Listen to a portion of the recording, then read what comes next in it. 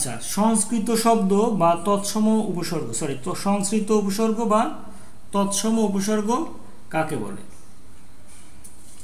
এখন এই যে সংস্কৃত বা শব্দ বা তৎসম উপসর্গ, সেটার সঙ্গে আমরা পড়ব যে উপসর্গগুলি সংস্কৃত ভাষা থেকে এসে বাংলা ভাষায় ব্যবহৃত হচ্ছে সেই সব উপসর্গগুলোকে সংস্কৃত উপসর্গ বা তৎসম উপসর্গ বলে।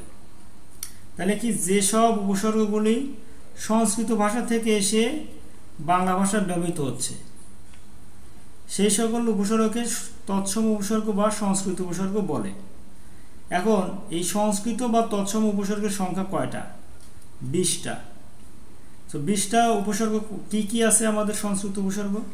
প্র, পরা, অপ, সম, নি, অনু, অব, নির, দূর, বি, অধি, সু, উত, পরি, প্রতি, অতি, অপি, অভি, উপ, আ।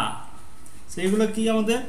এগুলো আমাদের সংস্কৃত উপসর্গ। সেই 20টা সংস্কৃত উপসর্গ আমরা পড়লাম। প্র, পরা, অপসম, নি, অনু, অব, নির, দূর, বি, অধি, সু, উত, পরি, প্রতি, অতি, অপি, অভি, উপ, আ। এটা হলো আমাদের 20টা সংস্কৃত উপসর্গ।